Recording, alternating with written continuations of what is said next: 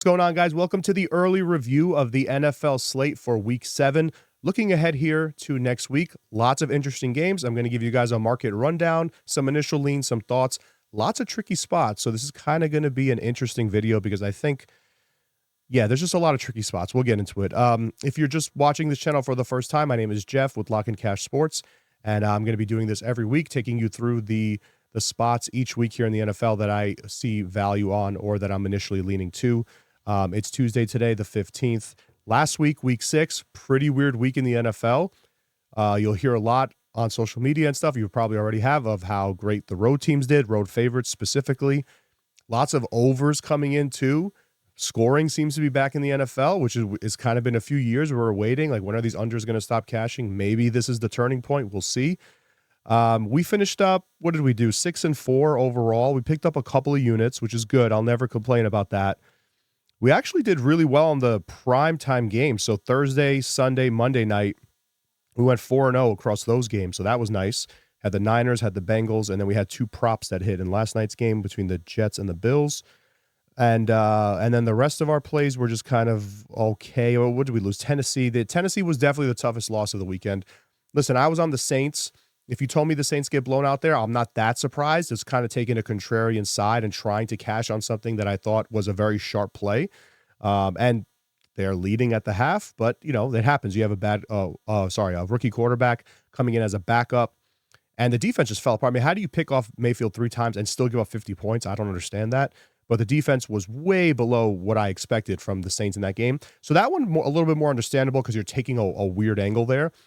The Titans, though, man, what a great spot. You're ahead. You're up by 10. It's a divisional game. You're coming out of the bye week. The other team doesn't have their quarterback or their running back. I don't know what else you need to. What else do you need to back a team? We get +1. I sent this out last week. We get +1 on Tennessee. They close -3. And they still lose the game. We just needed a win. They could win by 1, 2, and the people who got it late wouldn't cash, but we would cash. Didn't matter. They lose the game. So right after that game, I downgraded them. If you guys are new here, obviously, like most handicappers that cap the NFL, you got power ratings. I downgraded Tennessee. I don't know if I'm ready to put them in that bottom bracket yet, like that bottom 3, 4-ish teams like the Patriots, the Panthers, the Dolphins without Tua. Maybe the Titans are the next one after that. I'm not sure yet, but they're pretty close. They're very, very close. All right, so that was week 6. Let's get into week 7. So first game, Thursday Night Football. It's another ugly one on Thursday night. You got the Broncos taking on the Saints. Denver's laying 2 on the road now. This line flipped. Total's at 37. Obviously here you got a couple of rookies. You got Bo Nix against Spencer Rattler in this game, who will play another week for the Saints. Saints were initially -1 here, and it looks like someone or some group of people released on Denver, or maybe more than one, which then flipped this line. Because there's no other news. I mean, the Saints have a pretty brutal injury report with, looks like Olave is not going to clear concussion protocol. He'll be out for this game. And now it looks like Shaheed is also hurt. So you could be down to some pretty mediocre, below average backup wide receivers here for Rattler to work with, which is never good for a young quarterback, especially in a primetime game. Still do have Kamara, but it just seems like one guy may not be enough here against a pretty good Denver defense. Even in that loss over the weekend, they were one of our teaser legs that cashed for us. They still covered against the Chargers. Yes, they gave up 20 points in the first half, but then did a really good job holding it down in the second half. So tough spot here for the Saints for sure. I really don't have any lean on this game either way in terms of the side. Now, I can say that 37 is a key number on this total. So just be wary of that. I know people just saw a lot of overs hit, but remember, I just gave you the injury outlook for the Saints. The Broncos already, despite some flashes here and there, they're not a great offense, but they do have a good defense. So this could be one of those games where people get tricked into thinking, offenses are back. And totals 37 or less over the last few years are hitting at some insane percent. I think it was like 66, 67. I posted this over on Twitter. I don't have it off the top of my head, but I think it's totals 37 or less are cashing at a very high rate last few years. So that is a key number. So you want to watch out for that because 20 to 17, 20 to 16, right? 21-14. These would all cash if you have a total of 37. So slight lean here to the under, but nothing I can get down on in terms of the side. It is a home dog in prime time, but it's a home dog that's missing all of its weapons basically on offense. If Shaheed were to not go in this game against a solid passing defense in Denver. So unless Kamara is going to have a massive game here and the Saints defense is going to respond after a brutal performance at home on Sunday, unless those two things happen, I'm not sure I could get down on either team here. So pass on the side for me, slightly into the under in that game. Another London game on Sunday is where we start. These London games have been okay. They've been all right so far. Patriots at the Jaguars. Jaguars kind of like a pseudo home game here. They're -5.5 against the Pats. Total sitting at 42.5. I believe some over money has already come in on this game. Makes sense. The Jaguars have, I don't want to say they've looked good offensively because they haven't. But I'm sure if you scroll any type of social media like I do after these games, you probably saw the compilation of dropped touchdown passes by the Jaguars receivers, not passes. There was, I think, 4 dropped touchdown passes by the Jaguars. So I can't entirely say this is all Trevor Lawrence anymore, like people were saying in the beginning of the season. And even around like week 2 or 3, we bet them in week 4 when they got their first win, week 5. But even at that point, I wasn't ready to blame it all on Trevor Lawrence because the metrics and the numbers didn't indicate that it was all him. Then you see that happen. Man, that was rough. 4 dropped passes that could have been touchdowns for the Jags, and the Bears just got whatever they wanted on them. And this is the angle I think that you have to maybe start looking at for Jaguars games is the overs, and this is 42.5.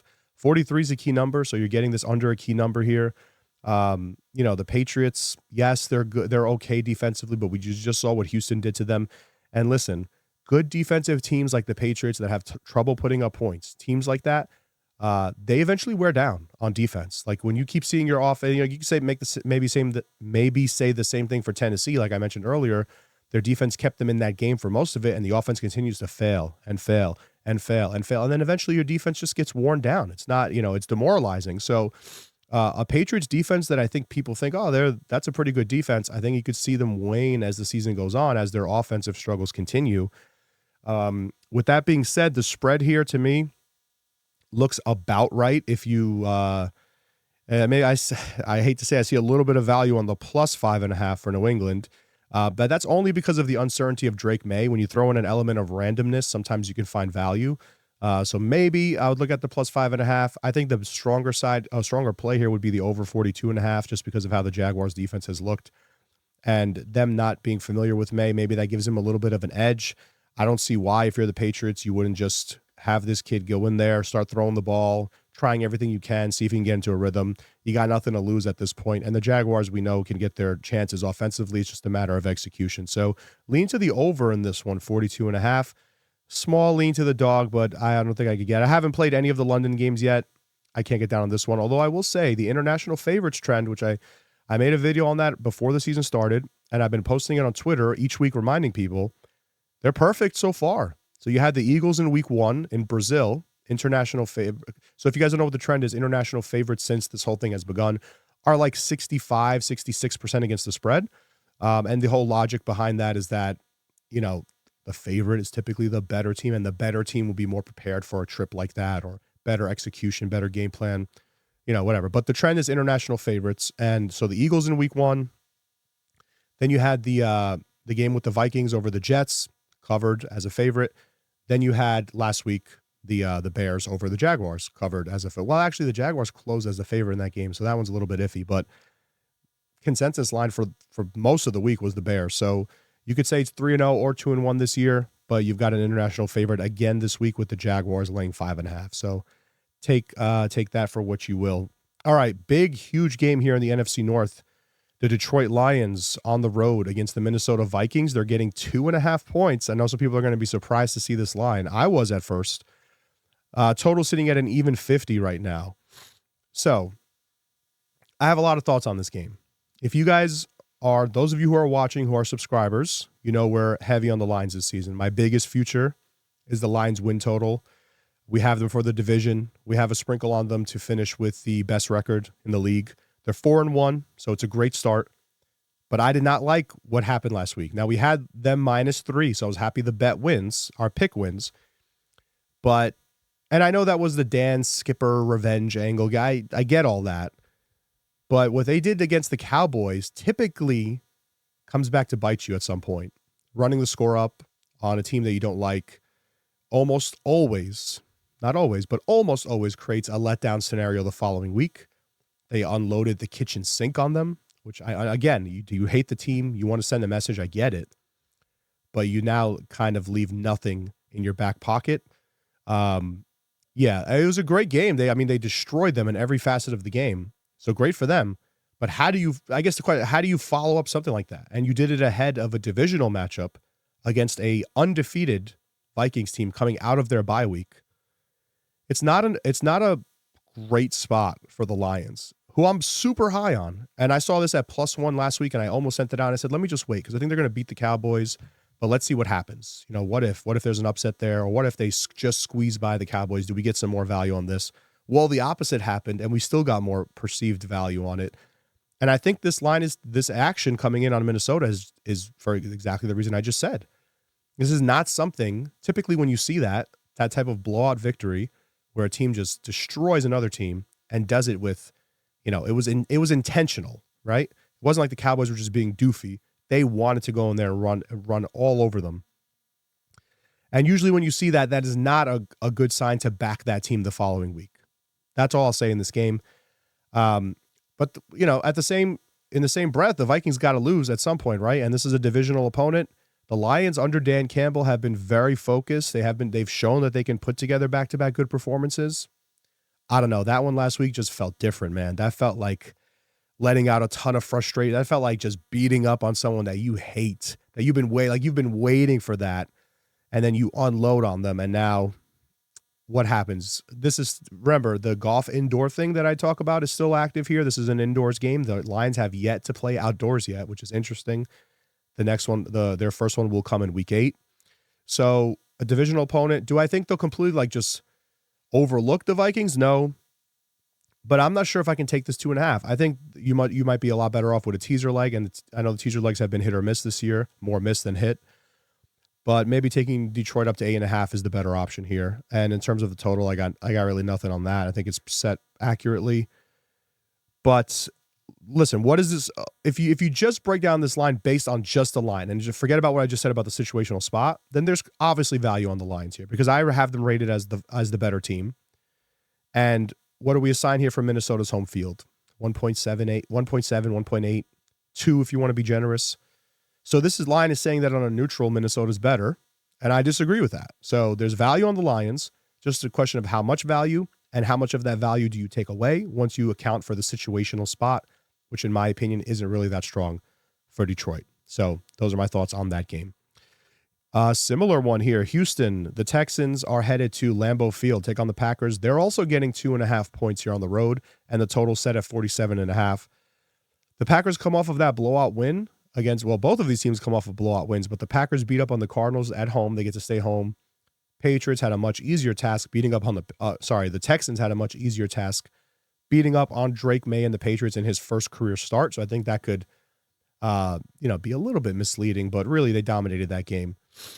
The thing about this game that is interesting to me is, again, what is this line telling you? This is what I want you guys, if you watch this video or watch any of my stuff, to start thinking like a sharp handicapper.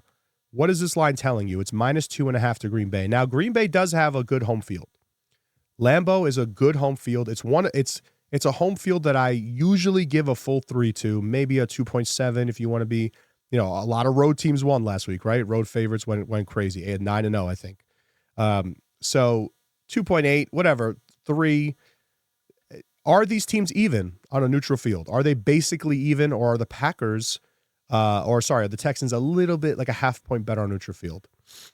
I personally don't have it that way. I have the Texans a bit better.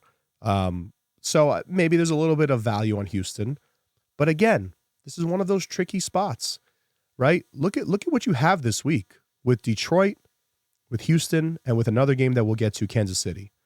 You have arguably 3 of the top 5 teams, maybe 6 or 7, top 5 teams in the NFL that are road dogs following a week where road favorites went 9-0 straight up against the spread. So what does the public perceive that as? Oh, the road teams are on fire. They see that all over their social media feeds, all of the big betting brands posting that.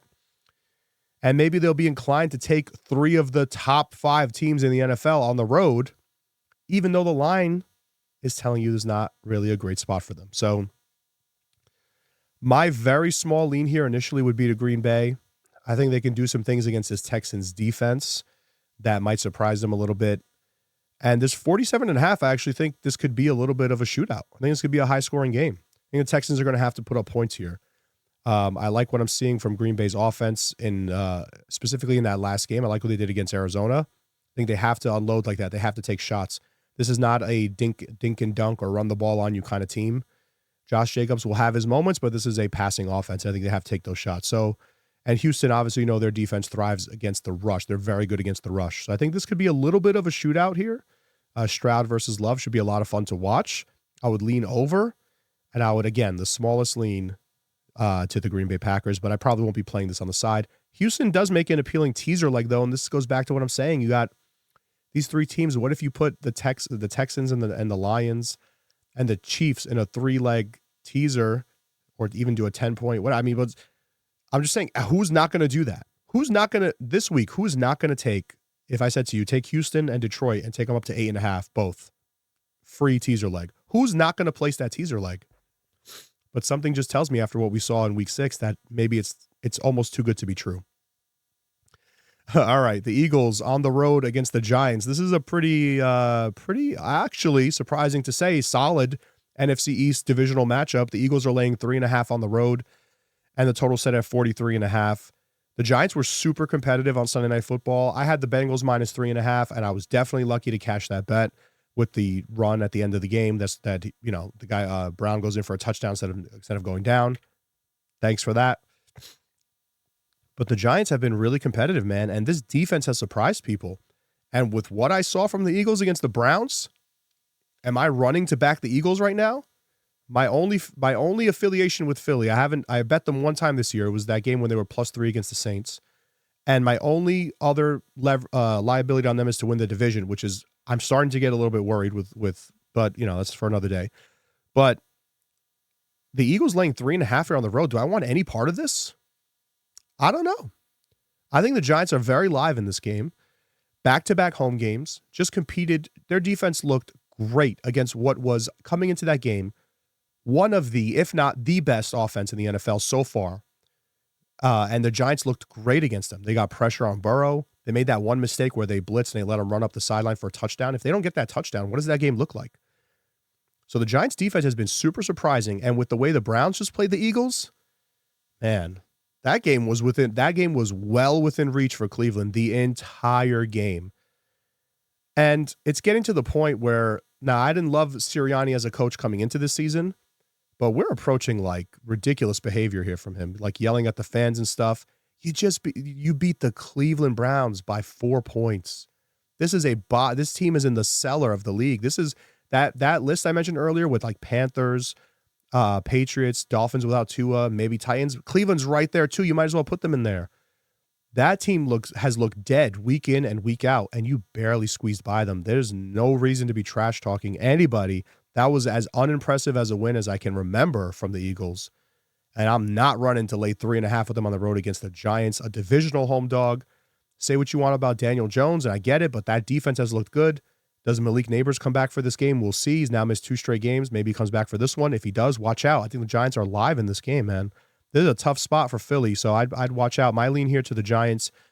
I haven't, full disclosure, I haven't played anything yet for this week. Usually I have by the time I make this video, but this is a very tricky week, so I have not sent anything out yet. But I got to lean to the Giants here. 43.5 I think is good. No lean on the total. All right, Seahawks headed to Atlanta. The Seahawks are reeling, guys. They've lost 3 games in a row. They're +2.5 here on the road against the Falcons. There was a 3 yesterday or late Sunday. There was a 3 in the market. It got bought down, and the total sitting at 51. I think that total at 51, I know everybody, the totals of 50 or higher. They haven't been on a good run, but offenses are coming back. I like this over, actually. It's one of the ones I was looking at last night. Again, haven't played it yet, but I'm leaning strongly to the over in this game, over 51. And especially if I want to play an over, I want to get it below a key number, and 52 is another key number, so remember that. Over 51 in this game is a lean of mine. I initially leaned Falcons. I still do lean Falcons. I shouldn't say initially, but I could see some angles here for the Seahawks. I get it. They're now sitting in the Wong teaser range. I think that could also be a value for this game. Again, this is one of those games where everyone's going to look at, like I said earlier, Houston, Detroit, Kansas City as the best teaser legs. This could be a sneaky good teaser leg because the Seahawks are facing an Atlanta Falcons defense, which I like. I like what the Falcons did on defense, like in terms of bolstering who they picked up, the players they have in the secondary. And I liked getting Judon and Simmons, but they're not getting any pressure. They're dead last. And that's surprising to me. With those two guys up front, I would think you get some, especially Judon, but they're getting no pressure. So listen, what is the tried and true method to beating a Geno Smith-led team? He's bad under pressure. He's bad against the blitz. They're getting no pressure. So if Geno Smith can stand there and throw, it's going to be a problem. So, and on the other side, you know what the Falcons are going to do? And they look so much better offensively than they did last year with Cousins running the show now. Bijan's scored 2 touchdowns. I know it's against the Panthers, but Bijan gets 2 touchdowns. Algiers is running the ball hard. London looks great. Mooney looks great. This offense is I think solid. So I think you could see a bit of a shootout here. Seahawks Falcons over 51 will be my lean on this game. And again, I was looking at it pretty strongly. So this might end up being a play for me. So over 51, no lean on the side, but I think the Seahawks do make a good teaser leg. All right, on to my favorite team ever, the Tennessee Titans, getting 8.5 points on the road at Buffalo. This is a big spread, especially because the total is sitting at 41.5. Now, you heard my complaining and whining about the Titans +1 that I had earlier. Excuse me, from last week. I'm getting basically to the point, like I said, where they've downgraded pretty far in my ratings. And although I like their defense, and their defense did play well for most of that game against the Colts, I'm just not sure you can back Will Levis in any manner at this point. 8.5 is a lot of points, but that just means that Buffalo's in the teaser range. If you tease Buffalo I can't see the Bills losing this game, man. You just got a big win against the Jets, and you get to come back home, and you get a doormat. I mean, the Titans defense is good, but that offense is doing nothing. Absolutely nothing. Bills -8.5 down to -2.5, I think could be, but I think they could win this game easily. So my lean here is to Buffalo. I can't get by Tennessee anymore with the way he's looked, with the way Levis has looked. And by the way, just to say, that final score was 20-17 against the Colts. And Levis, you could look at his stat line or whatever, but there were several throws in there. This is why you need to look at advanced metrics. There was at least, I can remember off the top of my head, right now I'm seeing them in my mind, at least 3 passes he threw that were horrific passes that all could have been interceptions. And one of them was dropped. One of them was an interception at the goal line that was dropped. And the other 2 could have easily been picked. So this could have been a lot worse. And man, coming off the extended rest, the bye week, you had a chance to iron out all those kinks. Be very careful coming into this game. And you know what? It just looked like it did nothing. He was as dumb.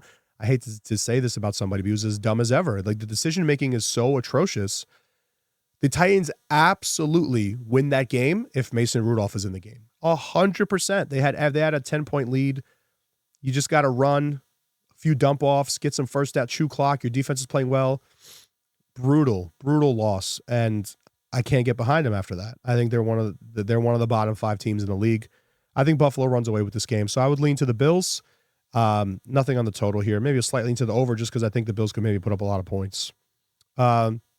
All right, another good divisional matchup. The Bengals are headed to Cleveland over in the AFC North. Cincinnati -5.5 here on the road. This line has been bought up. All right, it was 4.5. Money coming on the Bengals. Totals at 43. I agree with the move. I think Cincinnati needs to keep winning, and they need to win big. They're 2-4, right? Part of my play on them on Sunday Night Football, part of the angle for that play was must-win game, right? And we're getting a small number on the road. And their offense has been elite. Say what you want about the defense, but that offense has been certainly elite this season. They have been very tough to stop. Giants did a really good job. I don't believe the Browns can replicate that. I think the Bengals can do well offensively in this game. And even though it was against the Giants, you saw some signs of life from that defense. All right. And that's what I want to see. I don't want to see, if I want to start backing a team, because I think the Bengals could be a top 7, top 8 team in my ratings. And because of their offense. And if I want to start finding ways to back them like I did on Sunday night, I need to see some life in that defense, and I saw it on Sunday night. So I think, again, going against this objectively terrible offense for the Browns with Deshaun Watson, I'd have to lean Bengals here. I know it's another big road favorite after a week where road favorites went nuts, but I think it's the right side here. Um, listen, I love contrarian spots. I had the Saints on Sunday, but I don't think any amount of contrarian thought could get me to take the Browns getting these points at home. Just not feeling it. The team looks dead. I don't want to say they look lifeless because they did compete against the Eagles, specifically on defense, but the offense just leaves a lot to be desired, and I don't think this is the game. Cincy needs to keep winning games. They're 2-4. You're still an outside shot to make the playoffs. You got to keep winning games. They got to get back to 500. So give me the Bengals here in this game as a lean. Nothing here on the total. All right, the Dolphins. Whoa, this is an ugly one. The Dolphins are on the road in Indianapolis, getting 3 points. Miami +3 against the Colts. 43.5 is your total. This will be quick. I got nothing for this game. There was a 3.5 in the market that got bought down. I understand that angle. Miami's coming out of the bye week. A little bit more time to work with their quarterback. I don't think Tua's back for this game. I believe he's not, but he should be back soon, hopefully, from what we're hearing. But if it's Huntley, maybe a little bit of extra time to prep, gets him going. Remember, he played that game before the bye week with essentially no. They signed him the same week and just went out there and played. They got killed by the Titans. But this could be a sneaky spot. The Colts are coming off of a road win against a divisional opponent. Does Anthony Richardson come back for this game? You know, part of the reason why I like the Titans so much too last week is I thought Anthony Richardson was going to play in that game, but he did not play. So kind of a tough break getting Flacco there. If Richardson is back, I could see an angle because listen, it's not just me. The numbers say that their offense is better with Flacco. So if I could get Richardson back here, Jonathan Taylor might still be out, and I can get 3.5 with the Dolphins. I get that. It's a bit ugly, but I get backing that side. For me on this game, though, complete pass. I see nothing that I like here. All right, the Panthers are going to Washington, guys. The Carolina Panthers getting 7.5 points on the road, and the total's at 52. I'm going to say the same thing here I said about the Seahawks-Falcons game. This seems like a really strong over spot again, like every game will be with the Panthers because their defense is historically bad, and the Commanders' offense is historically good. You got two bad defenses in this game, one great offense, and one offense that, you know, can get you, they're going to get you at least 17, right? They're going to get you 17 to 24 points like they did last week. Especially against the Commanders' defense is not good. So I think over 52 all day on this game would be my lean. I just think this number might go up. You might see a 53 here. Man, it's going to feel like the old days of the NFL where you see some 54s posted here and there. So I think this one will go over. That would be my lean on this guy. I don't want to take 7.5 with Carolina, but at the same time, it's a big number to lay with a young rookie quarterback coming off of a loss. It's their first loss in a while. Can't do it either way. Lean over in this game. I think there'll be a lot of points. All right. We got a big line move in this game. The Rams were -5 initially against the Raiders at home, and we're now seeing a 6.5 out there. 6.5s in a few places and 6s as well. Total sitting at 43. I understand this, right? I get where this line is coming from. The Rams are coming out of a bye. I'm sure there's McVay stats out after a bye that I need to look at. The Raiders just traded Devontae Adams, but that doesn't really impact this because he wasn't playing anyway. But I think this is more about how they looked against the Steelers last week. The Raiders were +3 at home against Pittsburgh, and they got destroyed. The defense looked lifeless. The offense looked lifeless. And it was weird because now that was my only teaser leg that lost. I had the Raiders up to +9. That was the only one that lost. And I think part of it was surprising because it's like you're used to seeing them have these bounce back, like kind of gritty wins with Antonio Pierce. Since he took over the head coaching job, it's kind of been like, all right, they look horrific one week, and then he rallies the troops, and especially as an underdog in these underdog spots, rally the troops, and they put together a big performance for him, surprise a team or whatever. But now it's been 2 straight blowouts, Denver and then Pittsburgh, and now you're really starting to question like how much does this team have left in terms of belief or hope, or the quarterback situation is not good. So getting 6.5 here doesn't necessarily excite me with the way they've looked, but that is the way that I would have to lean. I would have to laying 6.5 with the Rams, even coming out of their bye. They have the better quarterback, I know, but man, that's a big number to lay with a team like the Rams. Very, very hit or miss, high variance type of team. Could put up a lot of points one week, could beat teams like the 49ers another week. but then could get blown out by teams like Arizona one week. I don't really trust either side here. Small lean to the Raiders getting 6.5 points. Listen, if you get me a +7 on here, I'll consider taking the Raiders. If the Raiders on the road getting 7 is as buy low of a spot as you could possibly get, because they still got some decent players on defense, and all you really need is a couple of good drives. You should be able to cover this number, but we'll see. All right, game of the week. Chiefs getting 1.5 now at San Francisco. Totals 47.5. This is a Super Bowl rematch. You probably know what I'm going to say about this game already. This activates the Mahomes trend that everybody will talk about all over. Mahomes as an underdog is basically free money. I don't know. I understand the spot here, like to back. San Francisco's getting healthier. They just flexed their muscles on the road against Seattle. Is that finally the game where the offense wakes up and now we see them head in the right direction? The red zone struggles went away a little bit. They were still there early on, but then later in the game they went away, and they put up a bunch of points and they cover that spread and they win. But that was a brutal spot for the Seahawks, and that was part of the reason we played San Francisco. We talked about that in the video that I posted on here last week. So really bad spot for the Seahawks. They were banged up, just not good overall. San Francisco does their job. Does that create some value here in Kansas City? Listen, the Andy Reid coming out of the bye trends are very strong. Mahomes as a dog or Mahomes as a small favorite into a dog, -3 or better, basically. I mean, these are very strong spots. And I just got to think that Spagnuolo and those guys, right, they know what the game plan needs to be.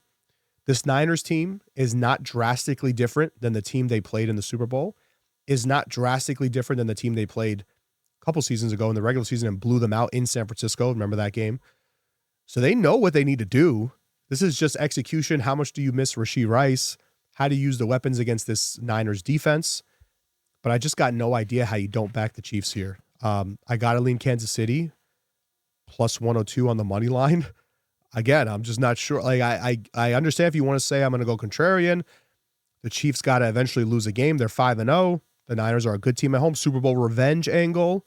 I get it all, but nothing's worked against them.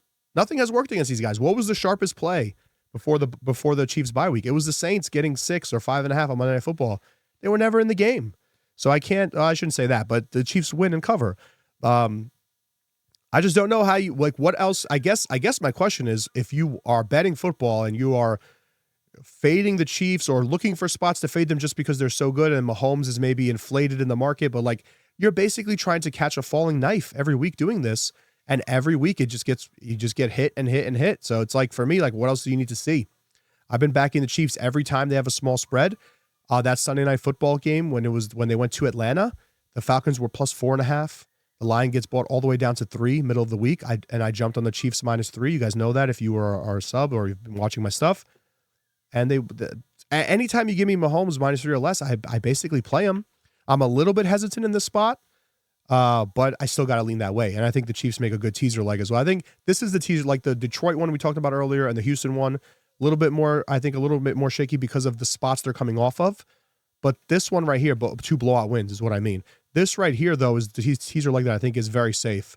I can't see the Chiefs getting blown. I can see them losing, but not getting blown out in this game. So taking 1.5 to 7.5 and maybe combining that with a Buffalo, with a Washington coming down to 1.5. You got a lot of good teaser legs this week. And by the way, don't be afraid to start looking at the favorites for the teaser legs. They all cashed last week. I had 2 of them in mind. I had Houston and I had Baltimore. So start, because they were doing so bad early in the season that everyone's not scared off of them. So now you got Buffalo -8.5, Washington -7.5. You got the Rams might get up to 7. You got these favorites teaser legs that no one's going to look at because they're terrified. That's the time when you jump on them. So I think a Chiefs +7.5 combined with a Bills -2.5 could be a really nice look for a teaser. Just consider that. But I understand all the angles. I have to lean Kansas City in this game. I'm just not sure how you continue to fade them and continue to lose bets and then think it's a contrarian. It's got to stop at some point. Immovable. What is the saying? An unstoppable force meets an immovable object or whatever the hell. I don't know. It just seems like nothing can stop them. So Kansas City over San Francisco is my lean.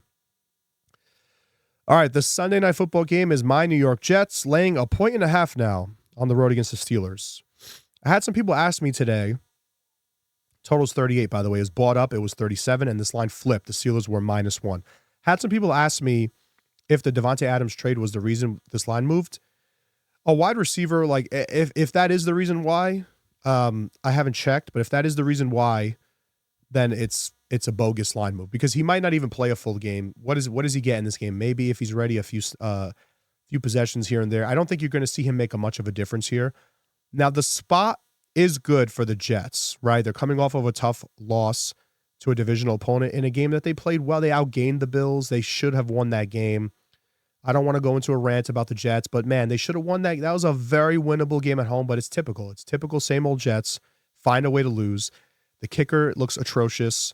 The defense played well. What do you want me to say? The defense played well enough. You hold a team to 20, 23 points late in the fourth quarter, you should be in that. You should win that game, right? Especially because of the spot. You're so desperate for a win. You're 2-3. You lost a couple games in a row. That was a desperate spot. Didn't get it done. And this week, now you got to go to Pittsburgh, lay the points on the road. But the Steelers come off of a big road win where they blew out a team that was pretty much out of it in the Raiders. So that inflates them a little bit. So I think the spot is there for the Jets. If you try to zigzag this, say one team off a loss, one team off a win, it's there. I'm just not sure I can trust them. And I don't, listen, maybe I'm just a negative Nancy. You see the Jets helmet back there and right over here. But I just don't think it changes much. I don't know. Rodgers has his friends now with him. That's one thing that's always annoyed me about him is that he like kind of needs his buddies to play with him. I mean, that offense has talent on it. Instead of like going out and getting the guys that you like, figure out how to make Garrett Wilson more effective. Figure out how to get these guys more involved. Where are the tight ends in this offense? Mike Williams, I understand. Maybe he's not a great receiver. I get it. And maybe that was his mistake, that final interception that Rodgers threw. But you can't come out after the game and just throw the guy under the bus. I'm just not a fan of what I'm seeing. Firing Saleh was step one, but I don't think that fixes everything with this franchise or with this team in general. And the thing that I have to start asking myself is, before I give you my lean on this game, which is going to be Pittsburgh, but the thing I have to start asking myself is are the Jets good? That sounds dumb, right? But are the Jets good? The Jets have 2 wins against the Titans with Will Levis, and that game was tied in the fourth quarter. And their second win came against Jacoby Brissett and the Patriots. Are the Jets even good? They might not even be good. So in my personal power ratings, okay, I know it's Justin Fields, but it's now Tomlin as a home dog now since this line moved. My personal power ratings, I have the Steelers and the Jets pretty close with Pittsburgh a little bit ahead. So them being a home dog makes no sense to me. So I'll just leave it at that for you guys. Small lean to Pittsburgh. You can take the Steelers from +1.5, again, teaser, up to 7.5. If you get a home dog at +7.5, you kind of just got to take it, right? I know the Jets defense is good, but the Steelers defense is also good. So lean to Pittsburgh here in this spot, just because I think this line is now a little bit shaky here with the Jets laying 1.5 on the road. It's basically a pick because remember, like 1 point doesn't usually come into play, but some clear value on the Steelers. I don't have, if you do have the Jets above them in your ratings, it can't be more than half a point, right? Maybe a point. So this line is, after you count for home field, it's too much. And Pittsburgh is not a weak home field. It's a good home field. So I would lean to the Steelers in this spot. All right. Now, two final games, guys. Monday Night Football, the Ravens laying 3.5 points at Tampa Bay. Total's at 48.5. Total actually came up. It was 48 I saw this morning. Lean Ravens here. I'll keep it short and sweet. I backed the Ravens last week. I backed them several times this season. We cashed against them actually the week before with the Bengals in a teaser, but they won the game by 3. The Ravens did. Baltimore's firing on all cylinders right now. The Buccaneers come off of a game where they put up 51 points against the Saints. The Saints looked horrific on defense. And even though they had the lead at the half, they just couldn't maintain anything with Rattler at quarterback. This, to me, feels like a game. Remember, Lamar now against the NFC. I think it's 23-1 straight up. This feels like a game to me that the Ravens win by 7 or more. I think the Bucs can come back down to earth. Anytime you put up 50 points against a divisional opponent on the road, you come back home, it's got to be a letdown, right? I mean, you have a little bit of extra, you have a day of extra rest, but so do the Ravens. I lean Baltimore in this spot. I think this is one of the games on the board where you just don't overthink it. The Ravens are the better team, and they need win. They need to keep winning, right? And this could be one where they just flex and win this game easily, especially against a weak Tampa Bay rush defense. So look out for that. Chargers -2.5 on the road is the second Monday Night Football game against the Arizona Cardinals. Total at 44. Impressive win for the Chargers in Denver coming out of the bye week. But there was a lot of trends to support that, so not too surprising. I lean Arizona here, actually. Getting 2.5 at home. I think this could be a nice bounce back spot for them against a team that they should be able to get something going offensively on. Now, they did show some signs. So the Cardinals beat the Niners. Last week was a typical letdown. I'm actually, after the 1 p.m. slate, after the games finished, I was kicking myself for not putting, because the Packers were like on the cusp. I was like, if I can get Packers -5, I'll put them on my card. Eventually passed, but it was one of my spots because of the letdown after beating the Niners like that. They come back, they get the letdown. Now they come back home, kind of like a little bit of a reset. The Chargers' second straight road game out of the bye week. They have to lay points again. I think Arizona could surprise you a little bit. And against that defense, you have a nice mobile quarterback. The Broncos just did not look good. The Broncos were due for a stinker like that, right? If you think about it. So smallest lean here to Arizona getting the points, I think could be one of the live home dogs for this week. All right, guys, that'll do it. That's every single game. Went a little bit long this time. I apologize, but I had a lot of thoughts on certain games. Look out for a free play. If I do play Thursday Night Football, I'll post it on here. Otherwise, just check down in the description for any deals. And also, there'll be a link down there for the Action Network app.